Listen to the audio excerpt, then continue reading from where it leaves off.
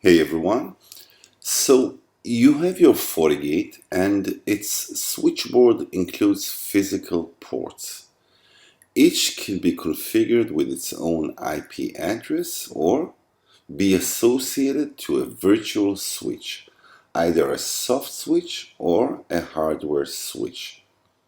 That is, we are actually creating switches within the physical switchboard. But what is the difference between a soft switch and a hardware switch?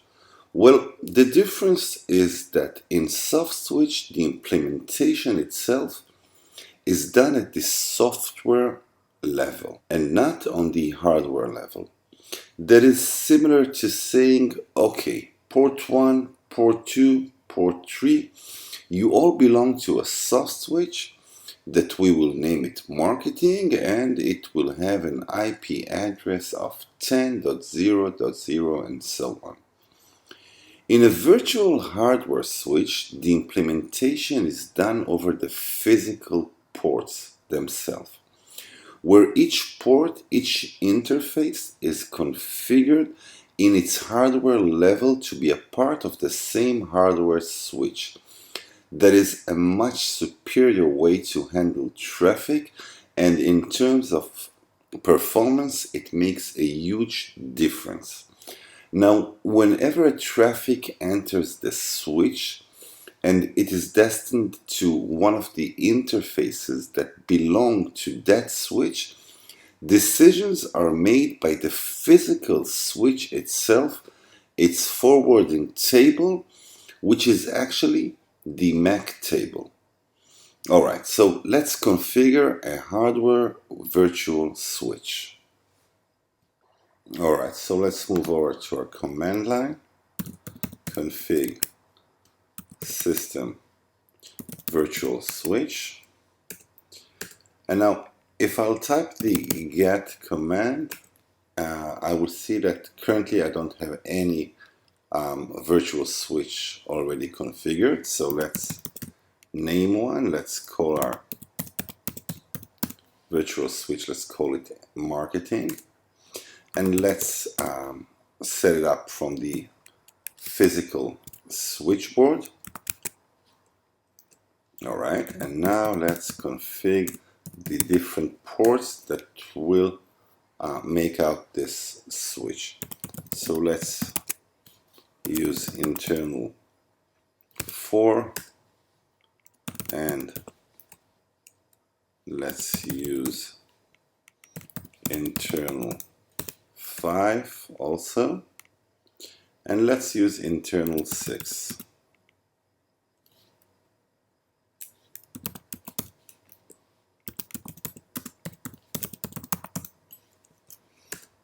All right, let's get back to our. All right, so now let's use the same command as before. Config system switch. Config system virtual switch. And let's see if we have a switch that is configured. Yes, we have. Here's our marketing switch. All right, now let's refresh our interface pane to see our new virtual switch. And there it is. Now, if we will head over to our setting page of that switch, we can configure its IP address, its management. Let's use LAN2 as our alias, and let's get him an IP address, and that's right. I'm using the same.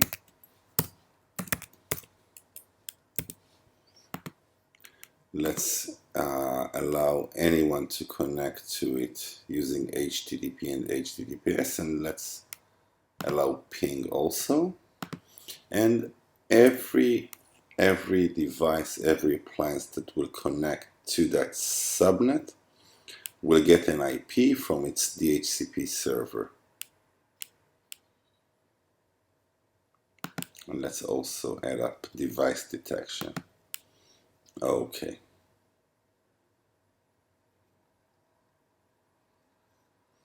And there we have it. We have a hardware virtual switch with its own subnet, with its own DHCP server.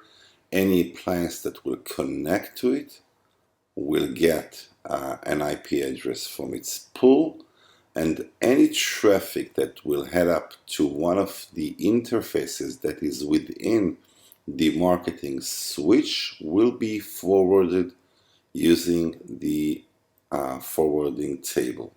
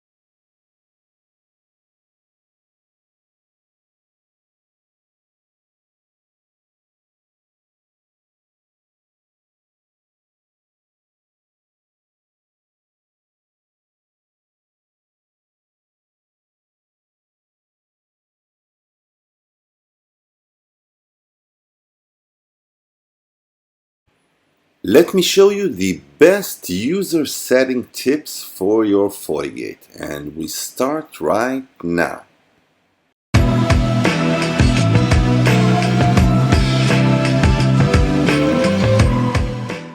To get more easy setup tips for your Fortigate firewall, subscribe now and don't forget to click on the bell notification and you won't miss anything. So you have your users connected to one of the interfaces in your Fortigate and you want to set up different settings as authentication timeout and so on. So head over to the command line, config user settings, and the first command is set auto timeout. Let's move over between the different options, and there you can choose different integers from 1 minute up to 24 hours. Now the default is 5 minutes. Personally, I prefer to set the timeout to 30 minutes. So choose whatever suits you as an administrator and your company's policy. The second command is quite important. Set auto timeout type. Now there are different types of authentication timeout.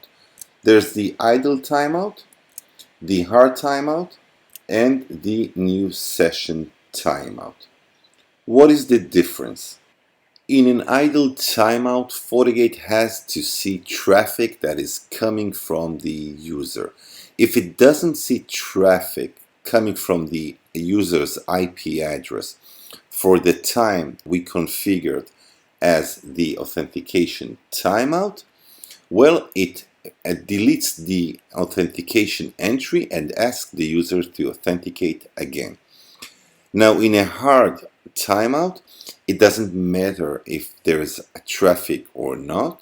After the authentication timeout passed, the user will be asked to authenticate again. That's a hard timeout. The last option, use session timeout. Well, that's the case where you have a timeout. Let's say it's 5 minutes. You head over to a site, you start to download a file. Now, after 5 minutes, the file download is not terminated. It still goes up and downloads to your computer. But if you head over to another site, that is, you create a new session, you will be asked to authenticate.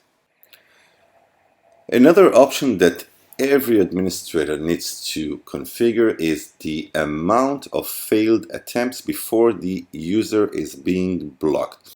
That is the number of time a user can fail authentication until it is being blocked. Now, the default is currently 5. You can change it up to 100 times. I usually use 3 times. So that is set auth invalid maximum, that is the maximum number of invalid login attempts, and let's set it to 3. Some of your user will probably head over through a captive portal, that is outsource employees and so on. So you can set the set auto portal timeout. That is the amount of time that those employees will need to authenticate again to an integer of between 1 up to 30 minutes.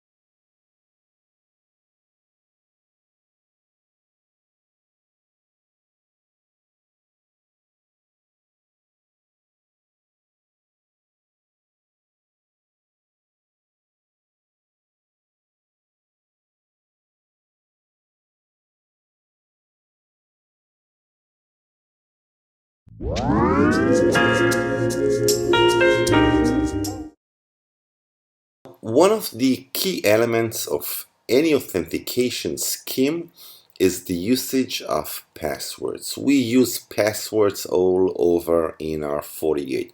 We use it when we configure new users. We use it when we configure our admin profiles. We also use it when we configure SSL or IPsec VPNs. We use passwords all over. We will look at password entropy, how random or how difficult it is to predict your password. Let's start. So an entropy in plain words is the difficulty in guessing a password either in a brute force attack or a dictionary attack. Now, how do you calculate entropy? Well, you do it using the length of your password, the complexity of your password. Are you using uppercase characters, lowercase, or maybe you're using uppercase and lowercase? Are you using symbols? Are you using numbers? The more complex your password is, there is much more entropy. And the last parameter is the randomness of your password. The more random it is, it adds up more entropy. Now, randomness is an issue when it comes to computers, since computers can actually generate a pseudo-random numbers. All right, so let's look at an entropy example and things will be much more clearer. So we are calculating entropy using the following formula. H equals L. L is the length of your password. H is the total binary bits of an entropy. Entropy is calculated using bits. And N is the number of possible symbols in a password. So a password length of 8 characters from the entire alphabet, that is uppercase, lowercase, symbols, and numbers, will get us to an entropy of 2 to the 52. So this password has about 52 bits of entropy, and it is a strong password. The higher your password entropy, the less predictable your password patterns are for a computer. As far as password, 36, 37 bits of entropy are rather good. Another example is when we use a keylog that has only 10 digits, that is 0 to 9. So if we use only 5 characters, you know what? If we use 4 characters, we usually use 4 characters as our passwords in a panlock keypad. So that is 10 to the power of 4. 10 to the power of 4 is 10,000. So the key space of the password is 10,000 passwords. If we use 5 characters out of the 10 digits, it is 10 to the power of 5, which is only 100,000 passwords, and the entropy is only 16 bits. So this is not a good password in the digital world. It may be a good one in the physical world. If we use only lower letters in the English alphabet, we have 26 letters in the English alphabet, and we use a password of 7 characters. That is 26 to the power of 7. It gets us to a total of 8.3 billion passwords. The entropy there is 32 bits only, so still it is not a good password.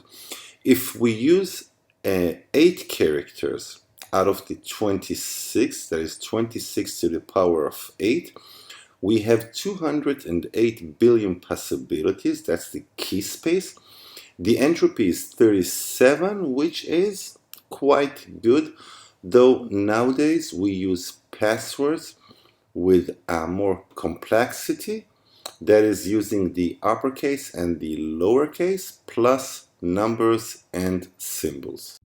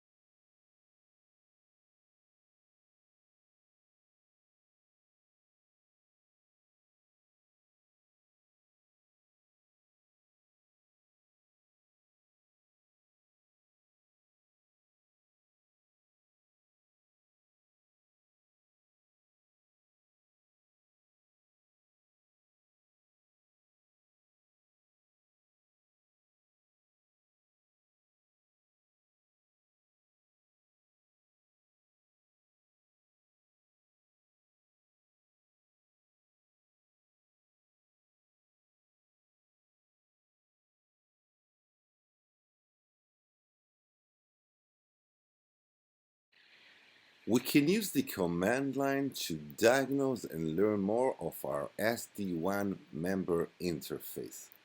Coming up.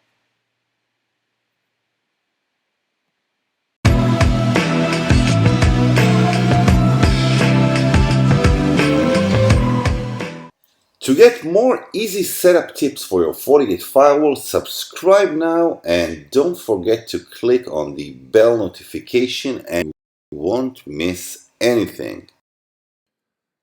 We can use our command line while configuring SD-WAN for different tasks. One of them is to use different protocols that will be used towards the server that was chosen in the health check. So if we look at the performance SLA, let's choose one.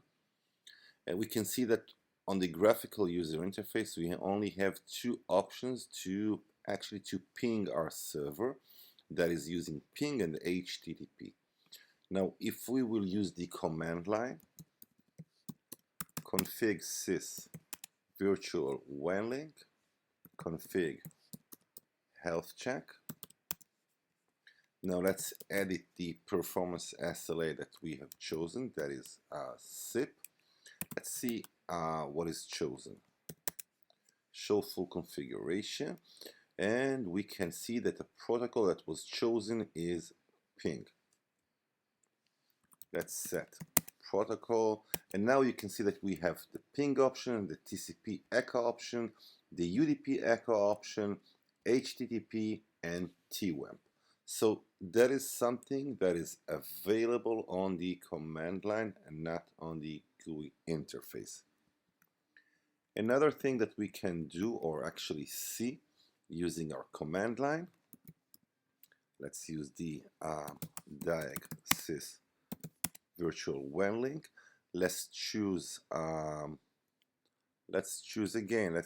the SIP. You can't see it that way. Let's choose the SIP health check. Now we can see the status of each member in our SD-WAN, in our virtual SD-WAN interface. In terms of packet loss, we can also see it on the graphical user interface, but that is also one way to look at the different members. We can see that it is alive. We can see that we have no issues currently with packet loss. And we can see the statistics for latency and jitter. Currently, the other members are not alive since I have not enabled them on my Fortigate.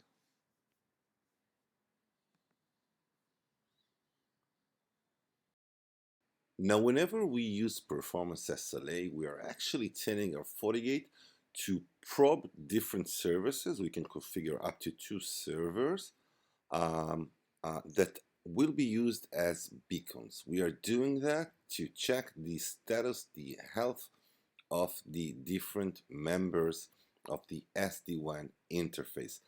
Now, whenever our Fortigate probes that server, it is actually using a route entry that is created. Let's see that route entry.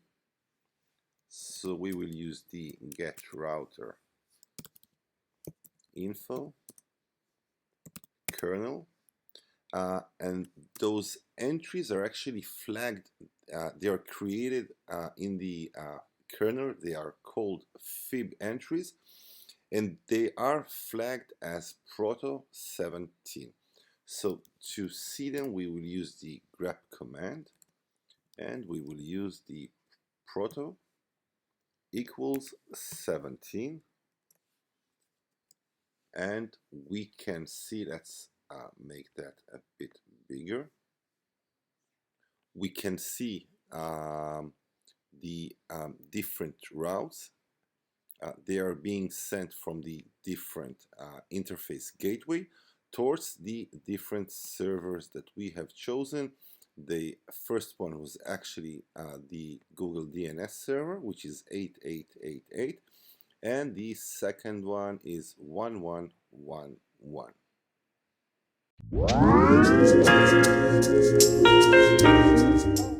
Hey everyone, so here we are at part 4 of certificate operations in your Fortigate. This video series spreads some light on the importance of certificates and why do we use them. It is not a tutorial of how to create a self-signed certificate. We will get to that. It is actually the theory behind digital certificates. So what did we have? We had symmetric encryption, where the two parties share the same secret key. We also learned of asymmetric encryptions, where we use a key pair, a public and a private key, different keys yet related mathematically. And then we had, at part 3, we had hash functions, a one-way function that takes any input and transform it into a digest, a hash value that is not reversible and is collision-free. That is, no two different inputs can produce the same hash value. Alright, so let's connect the dots. A CA, which is a certificate authority, issues digital certificate. This digital certificate also contain the public key of the entity who requested the digital certificate. It can be just about any web server out there. Another thing that it does is signing the digital certificate. How it does so? It hashes the digital certificate along with the public key and then encrypts it using its private key, using the CA's private key. Now, when a browser connects to a secure web server, it gets the certificate along with a digital signature. Think about it as two different files. It opens the digital signature using the public key of the CA. It has the public key of the CA in its certificate root directory. Now, any browser keeps its certificates, its CA certificates, in a different place. Now, as the file is being decrypted, he gets the hash of the digital certificate value. He then takes the digital certificate, the original one, hashes it using the same hash algorithm that was used by the CA. The type of the algorithm is also present on the certificate itself. We can see it right here. If both hash values are the same, then we have a proof that the entity who sent the certificate is the one who it claims to be. So we have used asymmetric encryption and hash functions to prove the authenticity of the entity. Now, the two parties, the browser and the web server, will negotiate the symmetric encryption that will be used as the encryption algorithm, the cipher itself, to encrypt the communication between them. We saw that we can list processes, sort them out, and even terminate them whenever they demand too much resources. On our last part of knowing your processes, we will see how we can, in one CLI command, see the topmost CPU demanding processes.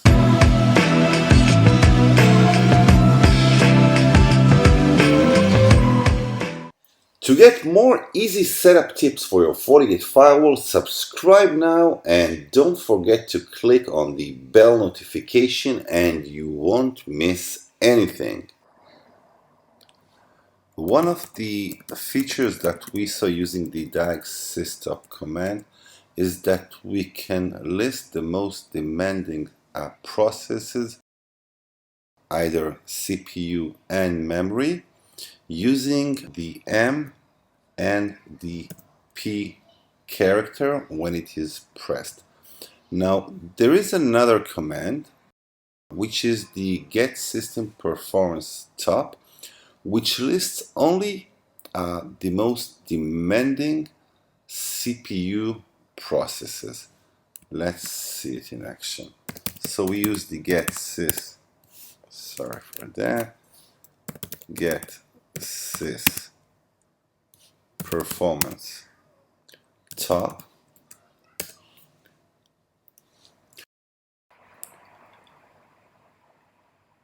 Now you will see the most demanding processes, the most CPU demanding processes at the second most right column.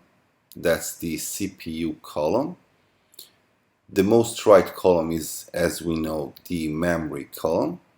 Now you will see different processes such as the IPS engine or the antivirus scanner, the new CLI, or even the SSHD, the SSH daemon. Now, whenever a process is too demanding in terms of CPU, you may need to kill that process, and we saw how to do it using the diag sys kill with a signal level and the process ID. Whenever you open an app in your Fortigate, you're actually creating a process. A process is responsible to ask the kernel for resources, CPU resources, RAM resources. How do you manage them? Using the diag sys top command. Let's take a look.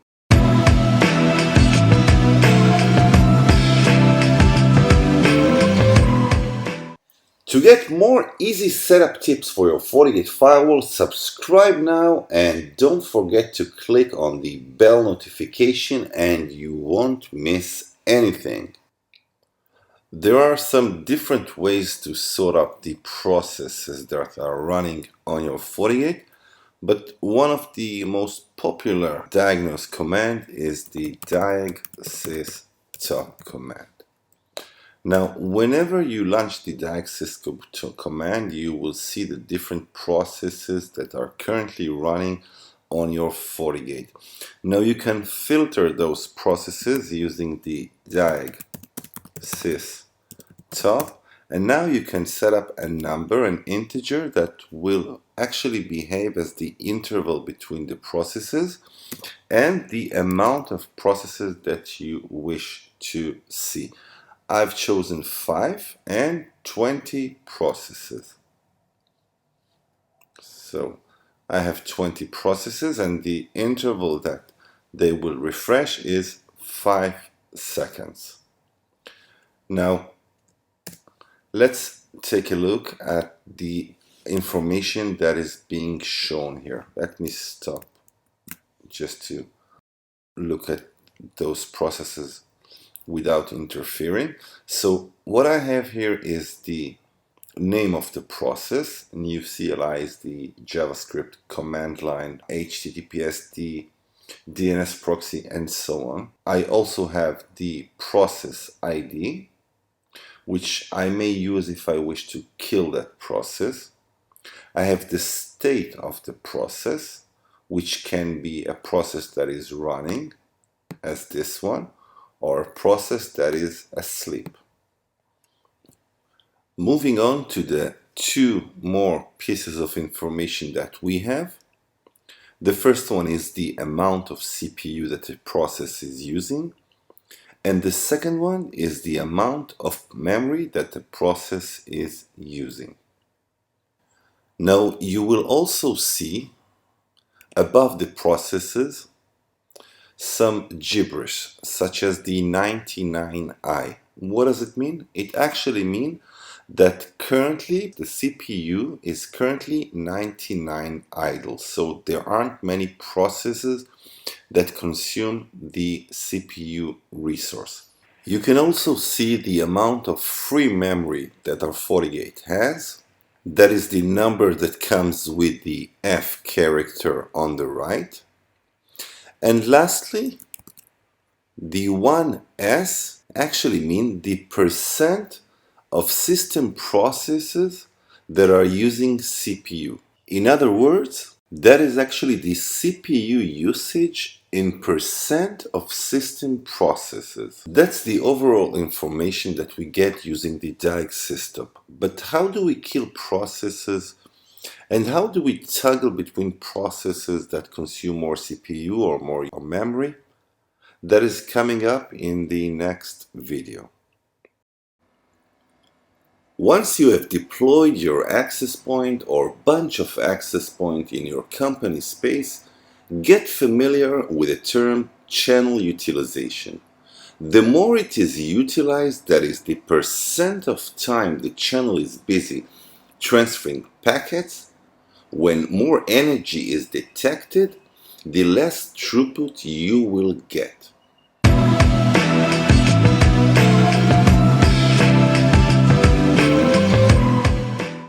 To get more easy setup tips for your Fortigate firewall, subscribe now and don't forget to click on the bell notification and you won't miss anything. When you deploy real-time applications such as voice over IP and video streaming, the recommendation is that you won't have more than 50% airtime utilization.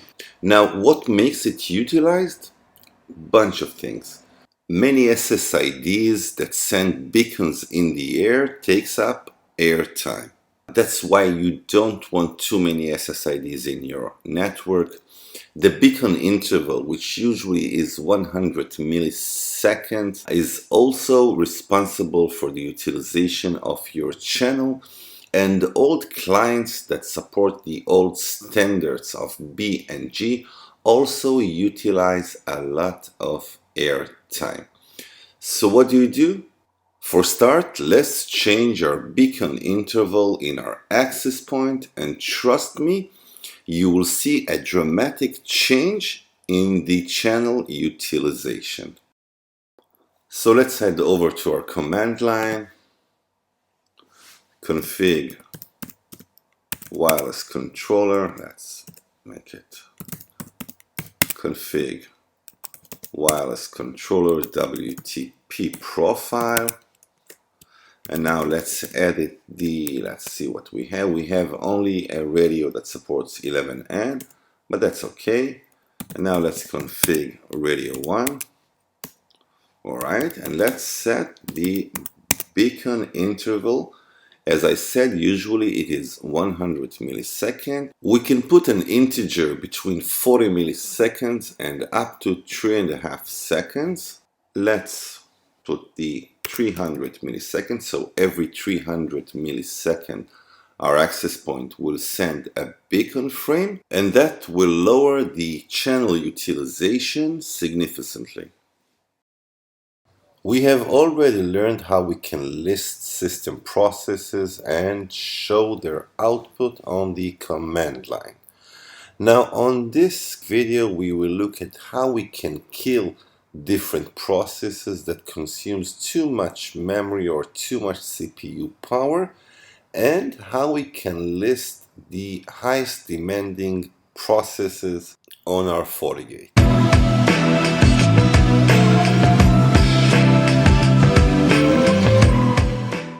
To get more easy setup tips for your Fortigate firewall, subscribe now and don't forget to click on the bell notification and you won't miss anything.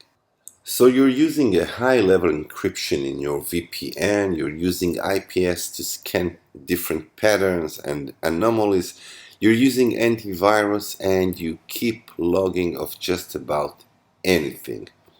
Well, all of that consumes lots and lots of CPU resources and memory. Let's take a look at the DAG system command. Let's make an interval of 20 and with 10 processes. Alright, now using the M character, you just need to type the M character. We can sort out the processes that consumes the highest memory and in our case it is the DNS proxy. If we press the P character, that P is for CPU, we will see the different processes that consume the highest CPU resources, and in our case it is HTTPS daemon. Now the next step is to kill the process that causes you lots of issues. That is the last step before you reboot your Fortigate. Let's do a Control C. To kill a process, you use the diag sys kill. Now you enter what is called a signal. That is a term that comes from Linux and Unix, which is actually a polite way to ask your system to stop the process, and it can be a more aggressive way to tell your system, it depends on the number, to tell your system to kill the process. Now we can use different signal numbers. We will use 15, which is an aggressive way to tell your system kill that process, and we will list the process ID. Now the process ID, as we know, is the second column.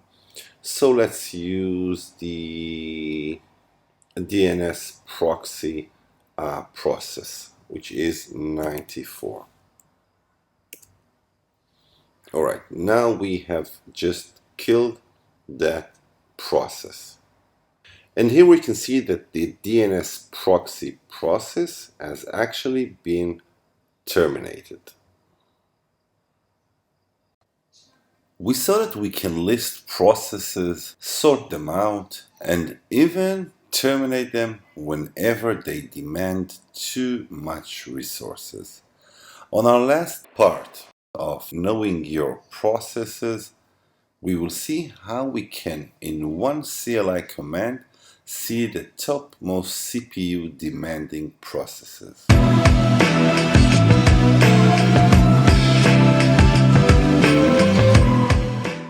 To get more easy setup tips for your Fortigate firewall, subscribe now and don't forget to click on the bell notification and you won't miss anything. One of the features that we saw using the diag systop command is that we can list the most demanding processes, either CPU and memory, using the M and the P character when it is pressed. Now there is another command, which is the get system performance top, which lists only the most demanding CPU processes. Let's see it in action. So we use the get sys, sorry for that, get sys performance top.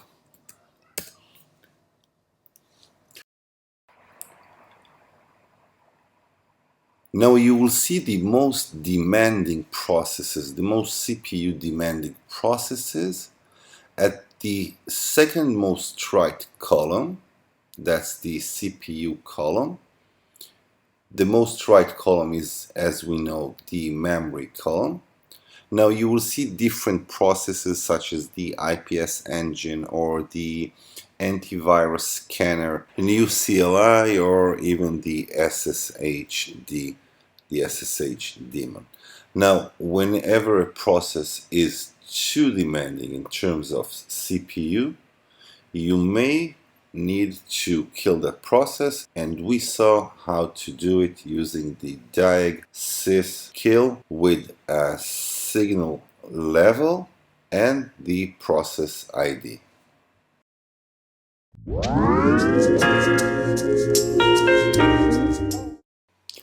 So your access points have been deployed.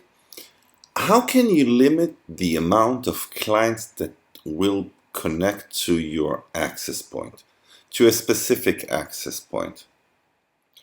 Client limitation is crucial whenever you have high density deployments and you want your clients to move between access point whenever there is a good signal strength between them and an adjacent access point. Well, you can limit the threshold, you can limit the amount of clients. It can be 10, 20, 30 clients per access point. But you can also control the threshold, the load balancing threshold. So whenever a client has enough signal strength to another access point, it will roam to that access point. Let's see how we do it. All right, so let's use our command line to enable the access point handoff, to limit the number of clients to that access point, and to configure a threshold. So let's configure the wireless controller, WTP profile. There it is. And let's use one of the default profiles, which is the 11N only. Let's configure the radio. And let's set the access point handoff to enable. All right. And now let's move back and configure the handoff station threshold and limit it to only 15 clients. So only 15 clients will connect to that access point before the load balancing mechanism will start to work.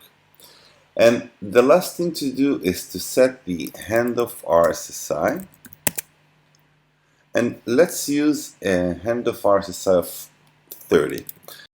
Now, in the case where our clients will try to connect to our access point, the controller, our FortiGate that serves as a controller, will signal the client to connect to another access point.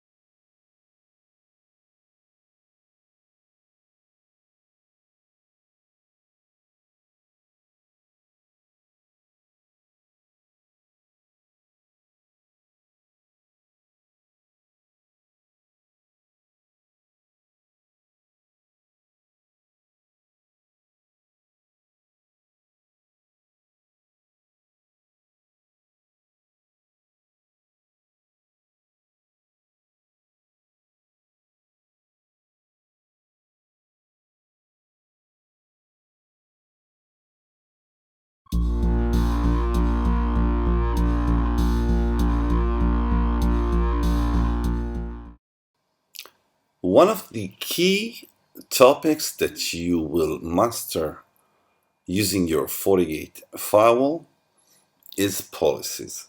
So, what is a policy? Why do we need policies? And how do we configure policies?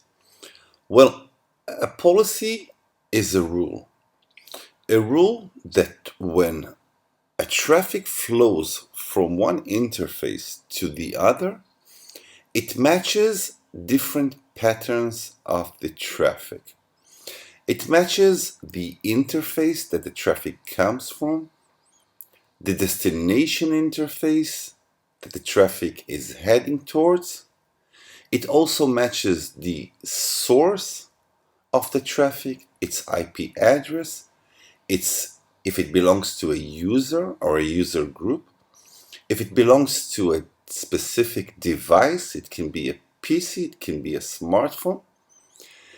And when done, when traffic matches your rules, your specific patterns, then the policy takes the security profiles action, which is an intensive process that looks into the payload itself and looks for different patterns to identify the traffic, to look for viruses, to look for anomalies. We will look at IPS and antivirus later on.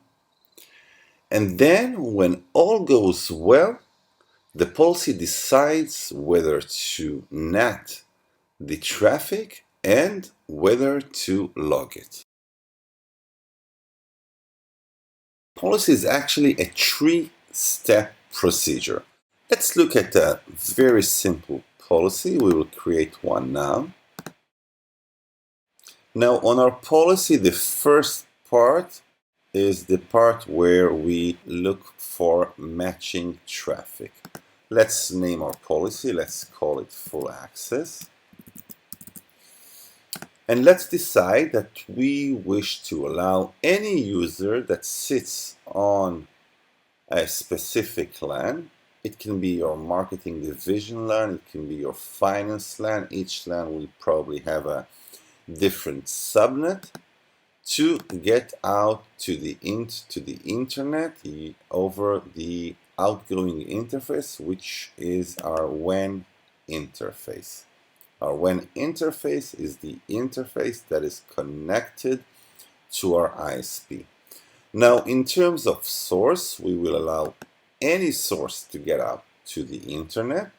We can also limit it to specific users or different user group. We can create a user or a user group using the plus sign.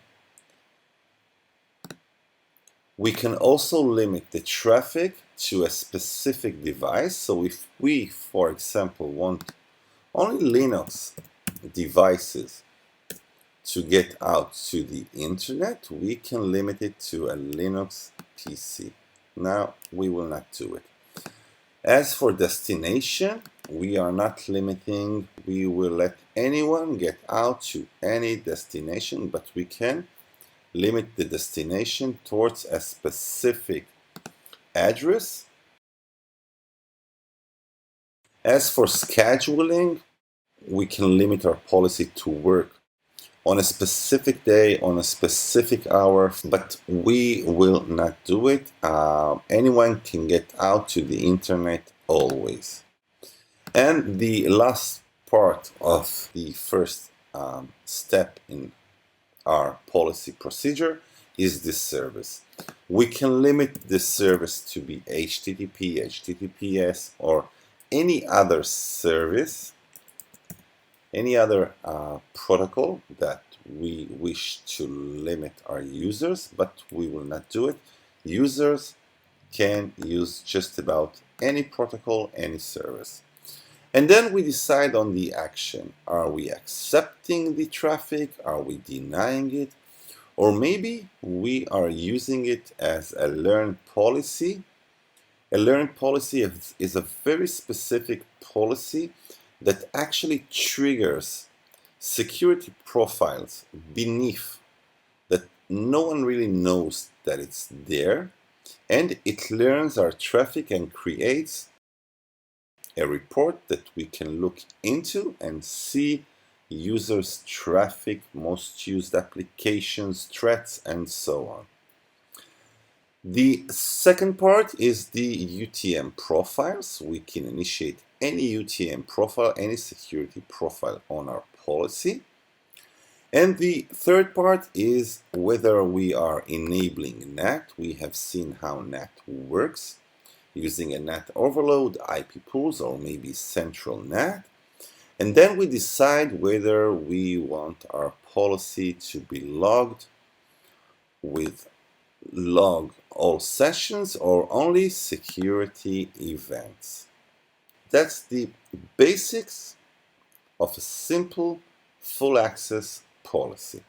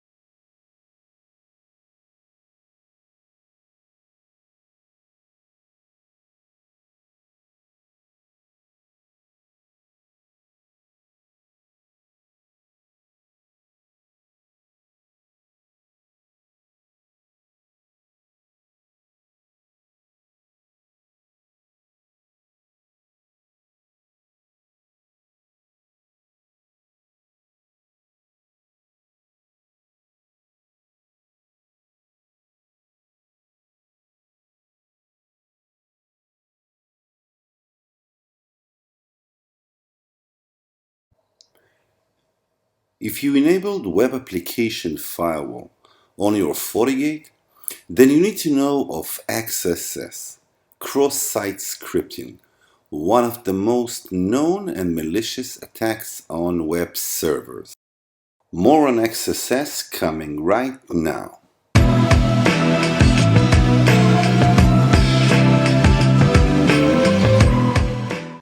To get more easy setup tips for your Fortigate firewall, subscribe now and don't forget to click on the bell notification and you won't miss anything. When you think of web apps, any web app, in its basic, it is built around three components. That's the very basic. There's HTML, the markup language. There's the programming language which adds interactivity into the page itself. We usually use JavaScript. And there's the CSS, which is responsible for the styling. Now, think of a web app that when a user enters an input into one of the forms fields or any place that a user input is needed, it doesn't sanitize between a pure data that is text, and a malicious code. Malicious attackers use XSS for different reasons. It can be a harmful reason, such as changing the look and feel of the web app, its background image, or color or type of font, but it can also be used to steal cookies from the user, to grab screenshots of its computer, or to even insert a keylogger that will send any keystroke to a specific URL. There are actually two types of XSS attacks. The first one is reflected XSS. That is XSS attack or malicious script that is reflected on the victim's browser. And the second one is stored XSS, which is the malicious code that is stored in the web app database and is executed every time when the user calls the specific function. Now, what can you do with XSS? Well, just about anything. If you head over to XSS payloads, you can find out different JavaScript payloads that can be inserted as a malicious code on a web app field or form and can be used to capture keystrokes, can be used to take screenshots out of your screen, or even grab images from your webcam. So XSS is pure evil when it is used in the hands of the wrong man. Let's look at how the JavaScript itself looks like. So that's the JavaScript itself. Now, in most of the cases, the JavaScript code also takes the information that it grabs. It can be a screenshot from your computer or even your cookies that are being stolen and sends it to the attacker URL where they can grab it and use it against you. One very known attack is when you use XSS to steal some other user's cookies and then you head over to the same website and pretend to be that user.